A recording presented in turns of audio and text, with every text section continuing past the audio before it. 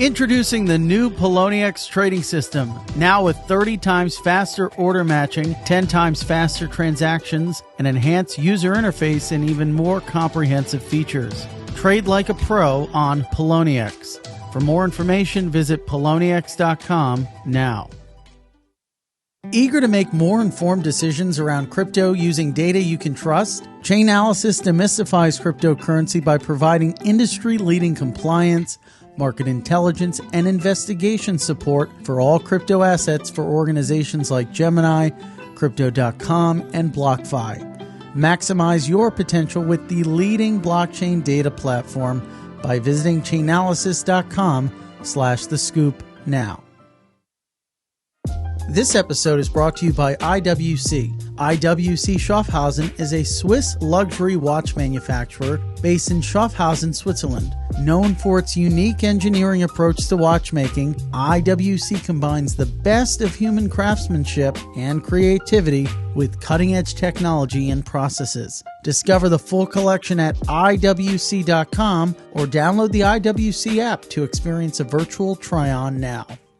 All opinions expressed by hosts and podcast guests are solely their own opinions and not necessarily those of the blocks. Podcast guests may have taken positions in the assets or other matters discussed in this podcast. This podcast is for informational purposes only and should not be relied upon as a basis for investment decisions. For full terms, visit theblockcrypto.com/terms-service.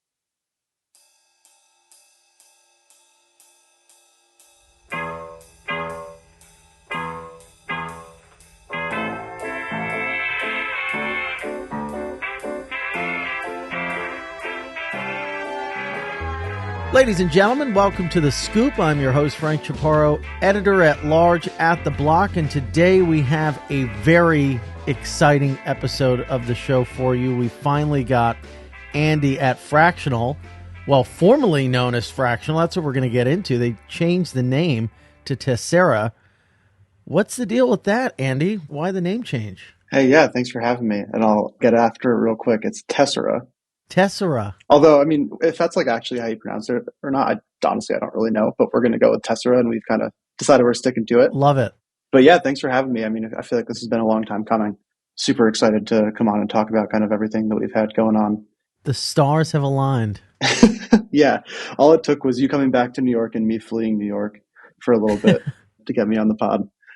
But yeah, so Tessera, I think to kind of explain why we chose the new name is to do the description of it, actually. And I'm not very creative in general. And I was the one on our team who like found the word Tessera and decided to use it. And so the way that I worked on renaming overall was just, I found this website called relatedwords.org, and I would just search words all the time and just read all of the related words and try to find one that sounded interesting. Related to what word? Just anything I thought was interesting. And so Got it. So kind of at a high level, we were like, all right, we really want something.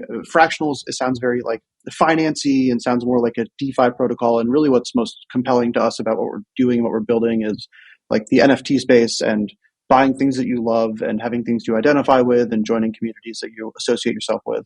And so it just didn't totally fit like some of the vibes that we wanted. And we'd gotten that feedback from different creators and artists where they were just saying, it sounds like kind of financializing the things we want to do and all that. And that's really not what our goal is. And so after we'd gotten that feedback and enough people had called us fractionalized and fractal and all these different names. Fair enough. Yeah, it was kind of just like there had been a bunch of different little things to where we kind of wanted to reset a little bit. And it felt like the right time kind of during a little bit of a market lull to reset, change our name, kind of make our vision a little bit more clear. And so Tessera I ended up finding because it is the name of a tile used to create mosaic artwork. Mm-hmm. And kind of the other use that can be had for it, which is, I think it's Italian, is like the idea of like a membership pass or like an identity card. And that really kind of hit two of the main things that we think our product and like NFTs kind of in general are cool and exciting for. And so, kind of tiles to make a mosaic, you can pretty easily map that to what our application does, especially in kind of some new software that we're going to be releasing soon. And then also just identity card, membership pass, kind of just how to me NFTs are really how you identify yourself online and how you display yourself between PFPs and all the different new collectives and things that we've seen come out. And so that was the origin for that. Fair enough. I guess, for maybe listeners who aren't aware of what the company does, right, is just allows users to access or have partial ownership of an NFT, hence the original name fractional. It's a fractional component of it. It's funny. I love that story because even when I think about different products within the block, so often the worst names are when you're trying to like come up with something, like have it come out of you as opposed to letting something find you. Even the name for this show, it was someone on Twitter was like, "You should name it The Scoop," and I was like, "That's genius." And like you were just kind of perusing some web-based thesaurus and found this word, and it happened to completely match all these aspects of the business. I just think that's so it's so serendipitous. I love Yeah, that. it was really funny. It was like we shared it with a couple people on the team when we found it. As we were on a call, and I was like, "Hey, what do you guys think about Tessera?" And then we shared it with some people, and they were like, "What the hell is that word? Why would why would we name it that?" And they were like, well, this is the definition." And we realized, like, once we kind of explain how the definition of the word fits with the narrative and what we're trying to build, it just made a lot of sense. Yeah. And so you kind of hinted at how it might change the makeup of the firm or what you guys do. What should we expect to come? Yeah. So when we originally launched Fractional back in July of 2021, it was pretty basic and kind of the for those who are not aware, the really, really basic concept is a user deposits an NFT into a smart contract, and that smart contract mints ERC20 fungible tokens and gives them back to you.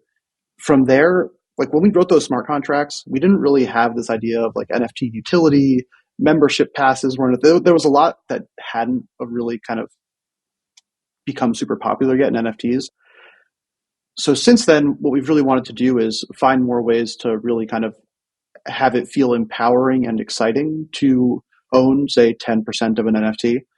And so one of the biggest changes we're kind of focusing on is shifting all of the ownership to NFTs themselves. So when you own 5% of it now, that's going to look like an NFT inside of your wallet, and it's going to trade on OpenSea or any of these other NFT exchanges as opposed to Uniswap or SushiSwap or something. Interesting. So, what is the state of the NFT market in your view? Like, what's aside from like what is obvious? Yeah. I feel like, from my vantage point, what's interesting is price is so important to DeFi. And when price goes down, big partnerships or usage goes down. Whereas with NFTs, I feel like the past few weeks, despite, floor prices and just broader crypto carnage, although market's been a little bit safer these days, there's been all these announcements like Tiffany's getting in and Gucci Mm-hmm. accepting ApeCoin. Like it seems like there's still like strong adoption, even though prices are not that great. Yeah, I think one of the challenging things for me, just like kind of as we've watched now a larger NFT cycle happen, is trying to figure out what experience and like lessons I've learned from crypto over the last 5 years and like DeFi and different things I can kind of map one to one to NFTs and what I can't. And it's definitely something that I've noticed as well is I would say volume has definitely gone down in like the general trading, but it really seems like NFTs have just garnered mainstream Web2 adoption so much faster than DeFi ever did, uh, to a point where it's like it's not even really close. And so I think that a lot of those partnerships and building these things also just like take a lot of time, and they can end up taking through an entire NFT cycle and will take longer to do. And so I think maybe that's part of it. And so, maybe right now, if Chain went to Tiffany's and said, "Hey, we want to do this CryptoPunk thing," they'd be like, "Hey, I don't know about that. CryptoPunks have gone down a lot. Maybe it's not a great idea." Although I know Alex is actually a pretty big crypto head, so he might still say yes. Yeah. But I think that's definitely a part of it. But then I also just think that there's some level of just like I personally enjoy NFT stuff way more than DeFi stuff at this point. And like I think it's just kind of more fun. And so even when prices are down, there's nothing fun about getting rugged in like a dangerous yield farm for like some Yeah. new algo stablecoin.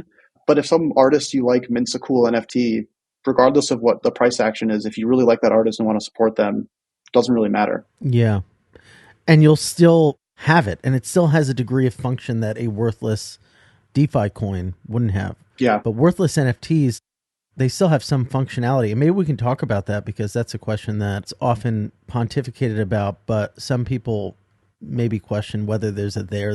Like, everybody's talking about, in the future they'll unlock XYZ.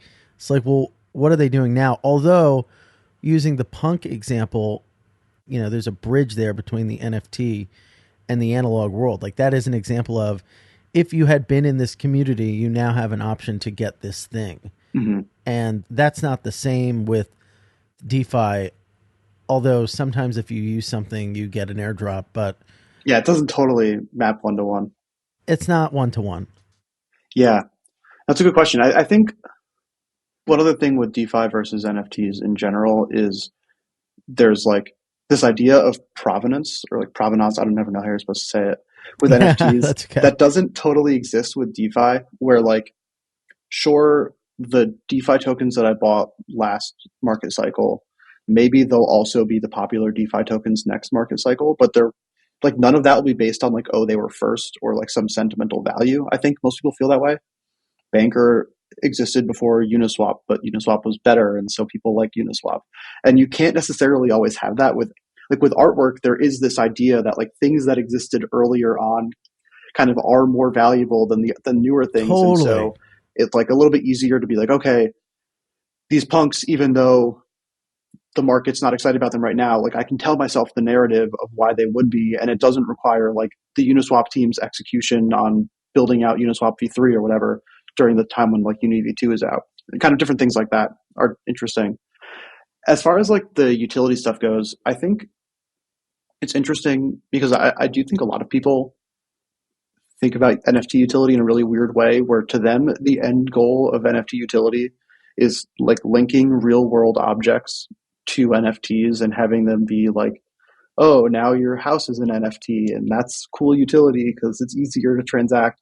And I guess I'm a little bit jaded on real world assets on the blockchain because I worked at Maker for a long time. And that was something we spent like a lot of time trying to figure out. And it's happening, but it happened a lot slower than we expect. And I think it will always like happen slower than people expect. And and it's also just not fun. So no, it's not fun.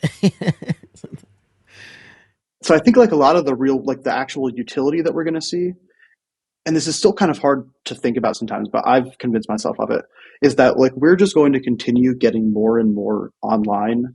The metaverse that people meme about and stuff kind of already exists, but just like as people care more and more about their online identity and the way they represent themselves online as opposed to in person in a lot of different ways, the utility will be way easier to like exist. Like Punk's utility right now of being like a cool internet flex is a cool internet flex in some like extremely small group of people who are not very cool, and like it doesn't really matter. But like there is a world where as the entirety of society gets more and more online, that is actual like utility, and it's the same as buying a really expensive, bodega bag or something. I would argue, and I think you would agree, like there's no difference between the bag you're talking about and the CryptoPunk. You said that it appeals to a small group of people. I think both do. I think the universe of people who care about like what a Birkin bag is, like that actually like am like, oh, that's impressive, is probably larger but not big relative to the population of the world than the universe of people that see a CryptoPunk and are like, oh wow. Yeah. Do you ever see someone with like a avatar, and maybe not because you're so much in this world, or maybe just not as vain as I am, but and think, oh wow, that person's doing well, which is kind of the point. Yeah. So I would say every once in a while I'll see someone who has like a hoodie punk, and that one in particular sticks out to me because they trade at such a premium, and like you have to make this bet that hoodie punks will always be cooler than regular punks. And so either you were really early and you bought a hoodie punk before they were cool, or you were like, I know that this costs more than a regular punk, but it looks cooler, and so I want that one. Yeah. And like that one to me is one that always sticks out. Well, that one is like the flex is, wow, this guy is like really intuitive and knows the market, which is impressive. And the other is this guy just has tons of money to throw around, which is also somewhat impressive. Depending. Yeah. Money's not everything. Money's not everything. Money talks, but it can't sing and dance, and it can't walk. When you think about buying NFTs, what are the components, or like what is the rationale behind some of these buys? Like, how do you think about it? Yeah, I would say sometimes I really don't think about it. And those are the ones that generally don't go that good. Really? Actually, I don't know. That's like the opposite for Twitter. I feel like the tweets that I'm just like, bleh, and throw out into the world do better than the ones that I kind of toil over. Yeah, that was how it was for me for a while until I realized that I should just never actually think about tweets. And so now I spend no brain power ever contemplating a tweet. So when you take brain power for NFT buying, what goes into that? So I guess maybe the more appropriate way to think about it is like the stuff that I keep long term. So I generally will buy a lot of different things, but the stuff where like I buy it and I'm like, okay, yeah, I actually want to keep this. I probably have some reason that I want to. Probably one of the biggest things is just that it's fun, especially for stuff that's like purely a collectible. And like that was my kind of first experience with NBA Top Shot, and that was a lot of what got me really excited about NFTs in general. Because prior to that, I was mostly just like DeFi, farming random things, and all of that. When I was on NBA Top Shot, I'm a huge basketball fan, and I was buying all these moments, and I was just really, really having fun with it. And I wasn't necessarily making the like perfect plus EV trade to get all the best moments, which in hindsight was just like buy as many LeBron James moments as humanly possible. Mm-hmm. But I was just having fun, and like I wanted to be the best Oklahoma City Thunder collector because I'm a Thunder fan. And I think stuff like that is actually really valuable. And I feel that way a lot about like nouns right now, where obviously they're not as accessible, but like, for example, Allie last night, my fiance, for those who don't know her, Of course, won her first Lil Nouns auction last night. And she was like legitimately very excited that she won her first Lil Nouns auction. And like, I think that is really important. And a lot of NFTs or different, like most things in crypto don't make you feel that way. So I think being able to find the stuff that does like just bring genuine joy to learning about crypto and interacting with the blockchain, that kind of stuff is stuff I'm very, very excited about. do you think that people who purely go into scooping up a specific collectible or NFT, people who go into it with like more of a I love LeBron James rationale, will do better at picking winners than those who maybe have a more analytical, quantitative, like money making approach? Maybe it's hard to say. I think if you're always buying the stuff you love, you can't ever make a bad trade with NFTs. The real like money answer, probably not.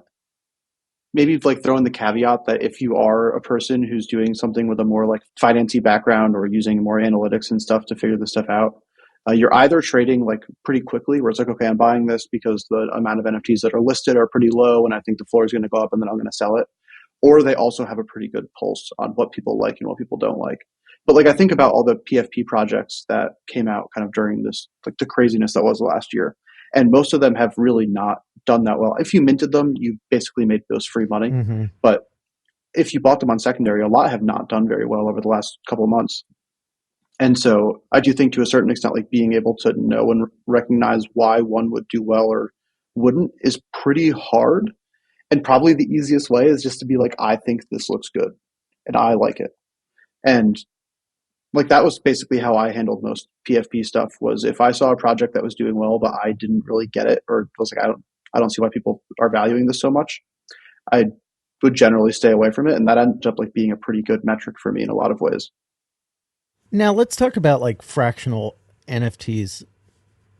Why does breaking these things up not diminish the sort of flex or allure that we've been talking about? If everyone can kind of have a piece and your piece is like relatively small, where's the sort of flexing characteristic there?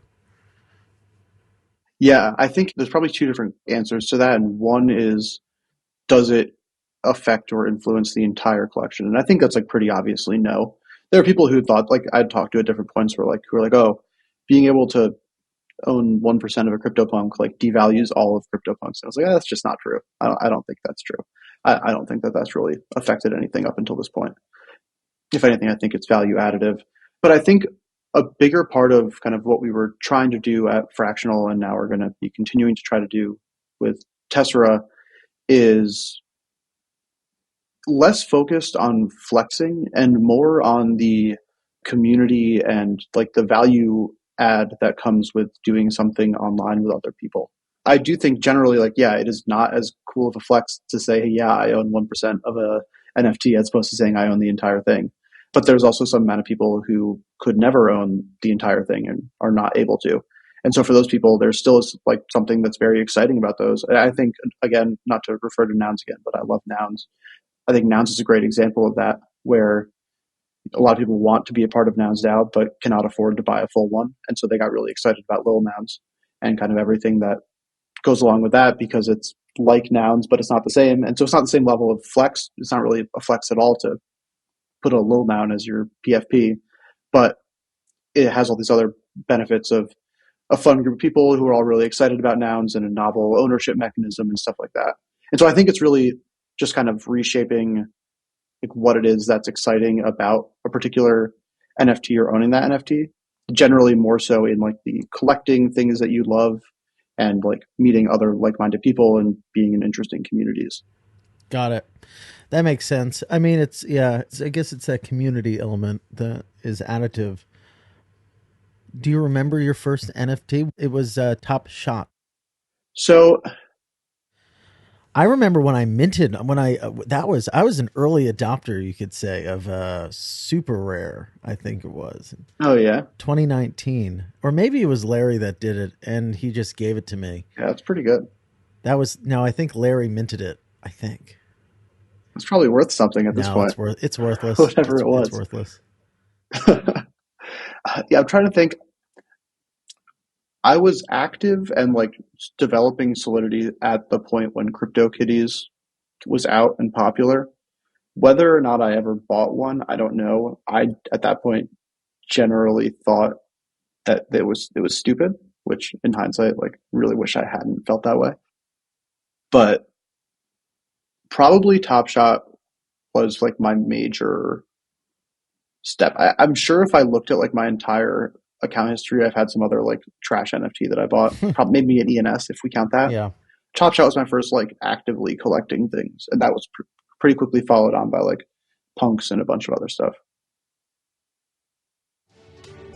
Introducing the new Poloniex trading system with 30 times faster order matching, 10 times faster transactions, an enhanced user interface, and even more comprehensive features. Trade Bitcoin, Ethereum, and over 30 other perpetual swap contracts with up to 100x leverage on Poloniex futures, and earn staking rewards on a variety of tokens. Trade like a pro on Poloniex. For more information, visit poloniex.com now. Are you eager to make more informed decisions around crypto using data you can trust? Chainalysis is here to help. Chainalysis demystifies cryptocurrency by providing industry-leading compliance, market intelligence, and investigation support for all crypto assets for organizations like Gemini, Crypto.com, and BlockFi. Gain unparalleled visibility and maximize your potential with the leading blockchain data platform by visiting chainalysis.com/thescoop now. This episode is brought to you by IWC. IWC Schaffhausen is known for continually innovating within the world of Swiss watchmaking. A pioneer in the use of titanium and ceramics, IWC today specializes in highly engineered watch cases manufactured from advanced materials such as colored ceramics, ceratanium, and titanium aluminide. This year's collection includes colored ceramic pieces in Lake Tahoe white and woodland green. Discover the new collection at IWC.com or download the IWC app to experience a virtual try-on now. So what's the plan like going forward, like after this sort of rebrand, relaunch? Do you think it'll add some oomph to the business? Well, so a big part of it is going to be releasing the second version of our protocol, which we've been working on for a while. Mm-hmm. And so that'll come relatively shortly after the rebrand and kind of everything that comes along with that. And the main thing there, like as we've been talking about with NFT utility and all of that, is kind of coming to the realization slash acceptance that there was never going to be like a one size fits all protocol for collective ownership of NFTs because everyone is different. And so, the way that you would want to own 1% of a noun versus 1% of a CryptoPunk versus 1% of an ENS or whatever NFT are all very different. And there's like some base level of primitives that are all going to be the same. But, maybe with a noun, you want to have like participate in governance and like you have, your 1% of a say in a noun's vote in nouns governance, or with ENS, you maybe want to claim subdomains or different things like that. There's a lot of different kind of interesting usage that you can do for different NFTs. And so a big focus for us over the next couple of months is going to be rolling out a bunch of those things that we've been building. And so trying to really have much more specific and thoughtful ownership experiences that I think are a lot more exciting than just kind of a one size fits all, get an ERC20 token back when you fractionalize a CryptoPunk or anything like that. Interesting. That makes sense. I remember one time you were like super busy raising. Did that happen yet? Yes. Okay. So what's the round? Yeah. So we earlier this summer closed our Series A, which was led by Paradigm again. Fantastic. Thankfully, we've been super happy working with them. They're awesome. Super exciting. So we raised $20 million, which is awesome. So we're just building out the team a lot, all that, which has been another pretty big focus for us. You going to buy any NFTs with that? I'm working on it. I probably not, but I do have some NFTs that I think the company should own.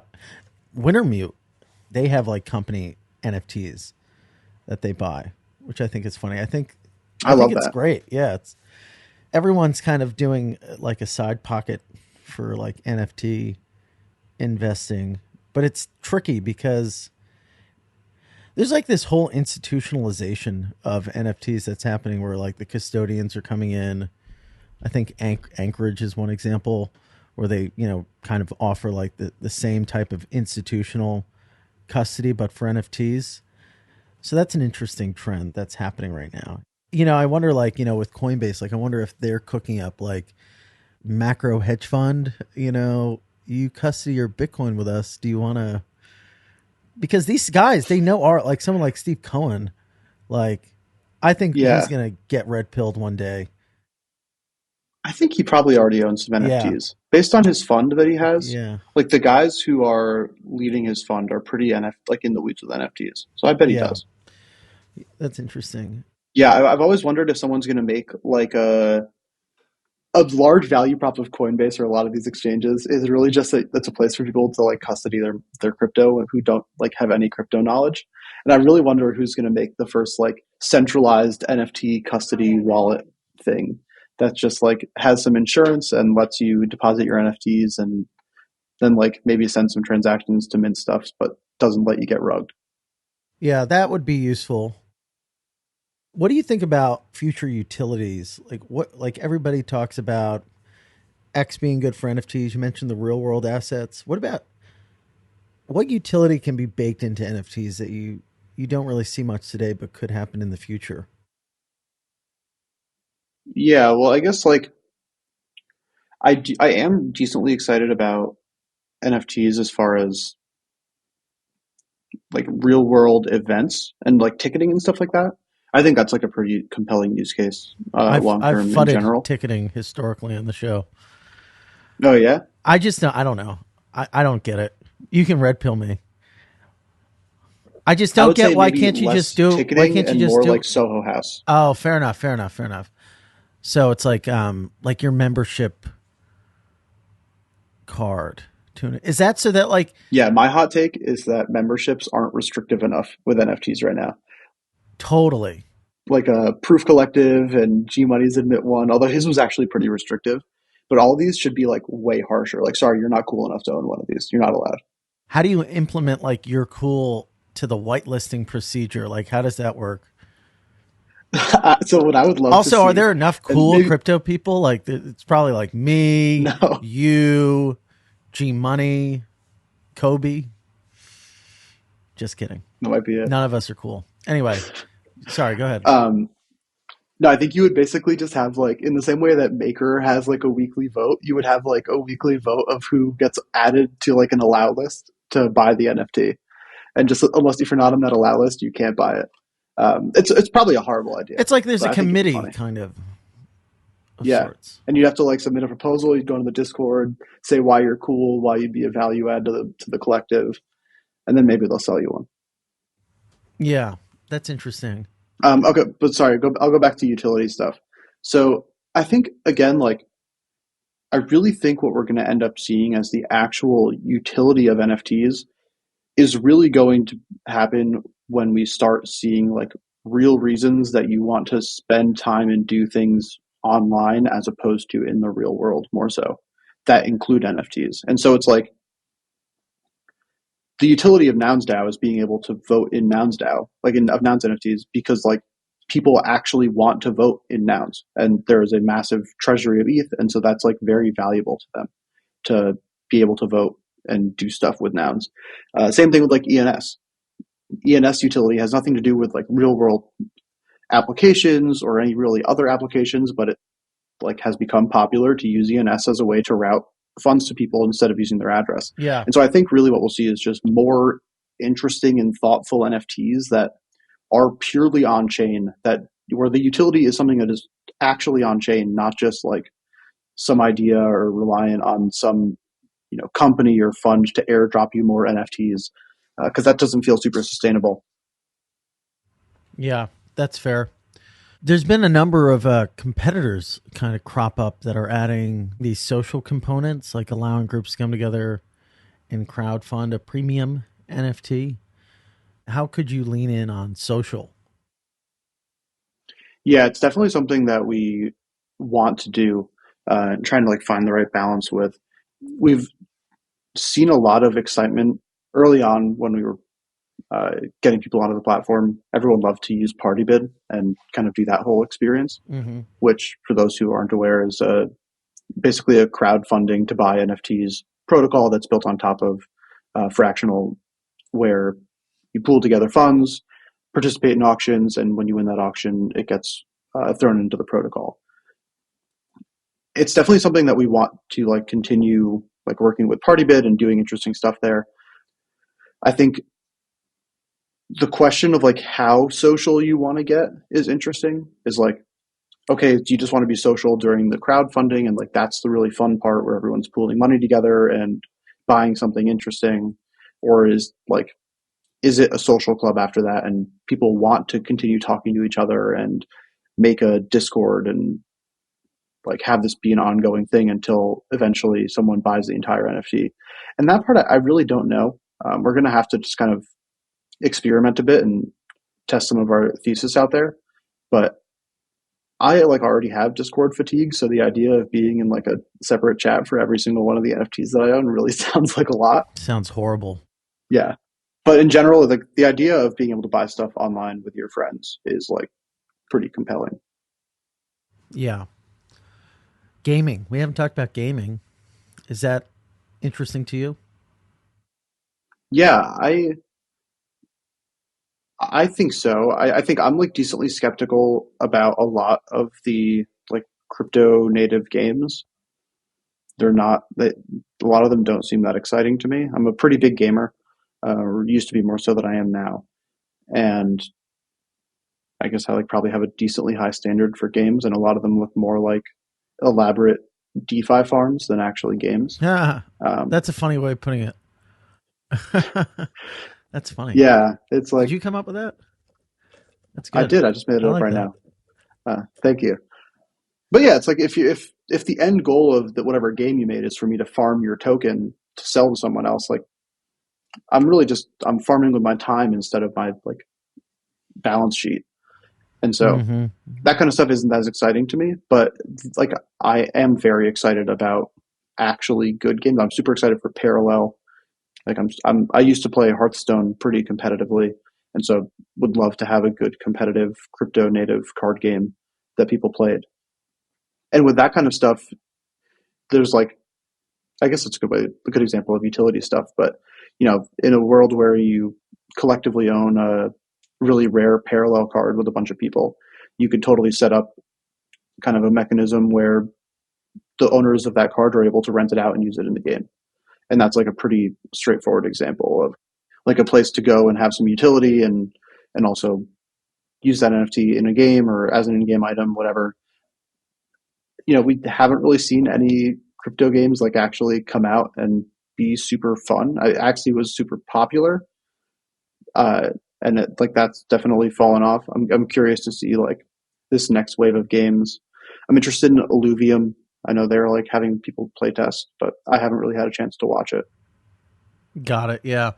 Yeah, we'll see. I mean, I understand the inherent value in like adding the ability to ascertain like physical value from an in-game item, since so many people like, there's a utility that should have a value. That's what's so cool about NFTs, is it creating value out of nowhere to an extent.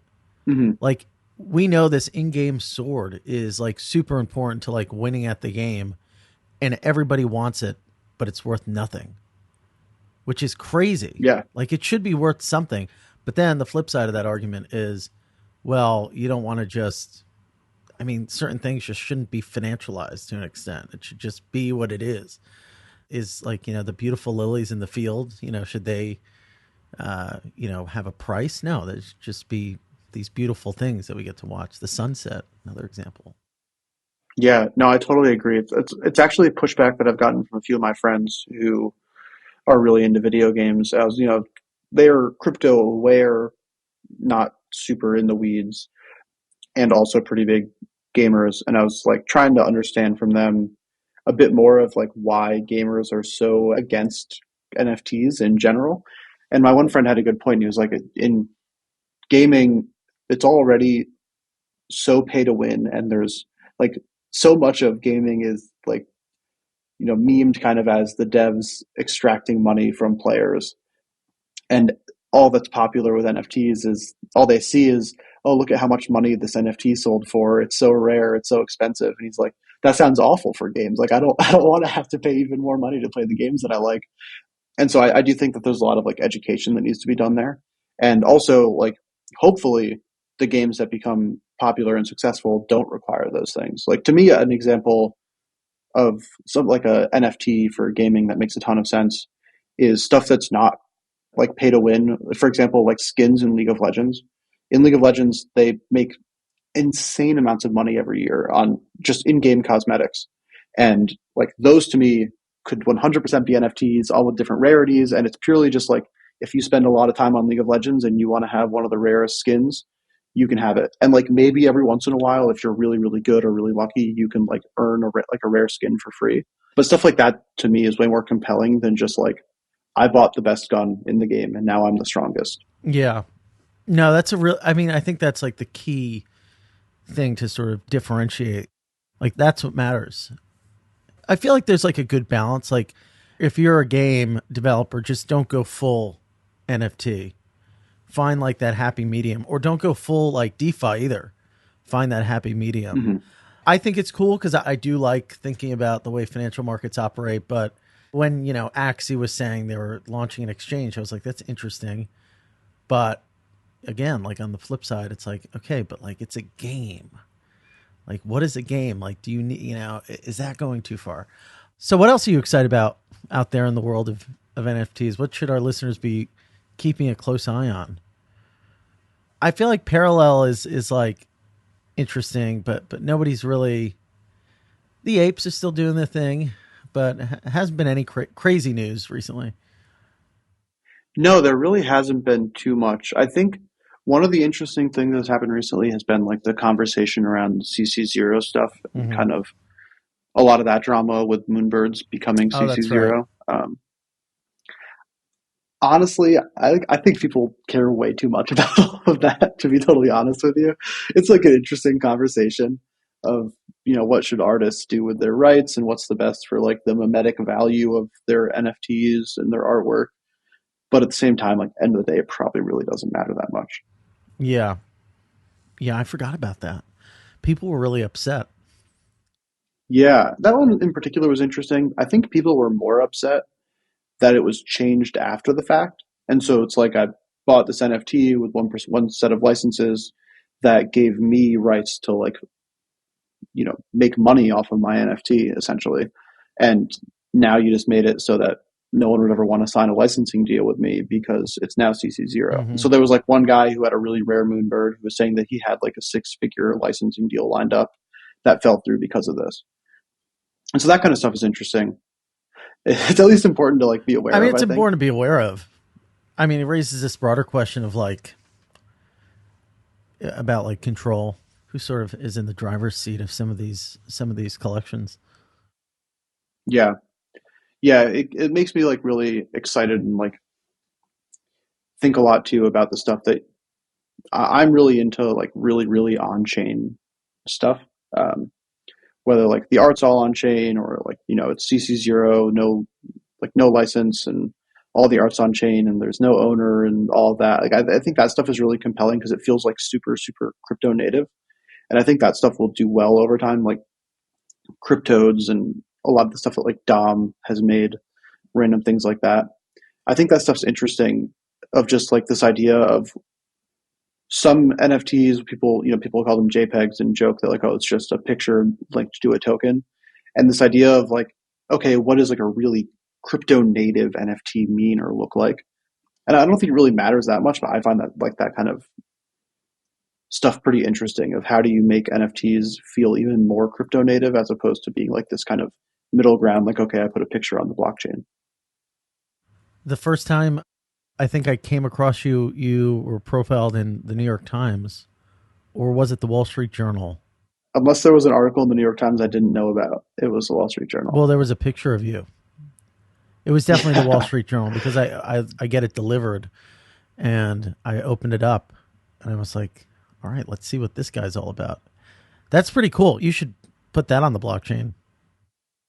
That'd be really funny. I wonder if the Wall Street Journal will be mad at me. Yeah. I don't know. I'm not sure I have the rights. They're fine. But yeah, that was funny.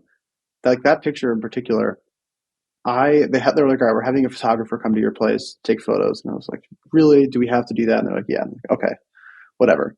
And they're like, yeah, since it's COVID, we're only going to take photos outside. I was like, all right, cool, fine. Put on a jacket. We go take photos for like an hour outside. We walk around all of Williamsburg. It's ridiculous. And then we come back and she had like put some of her stuff in our place and she was like, oh yeah, do you mind if I take a few photos of you like at your computer and stuff? Yeah. And my desk was like a total mess. And I was like, do you want me to clean my desk? And she was like, no, it's fine. I was like, all right, fine. Just like sat down, just took like 3 pictures and left. So and that was one she used. Like, I really wish that you had told me you were going to use Yeah. Do we need to go outside for like clean my an desk. hour?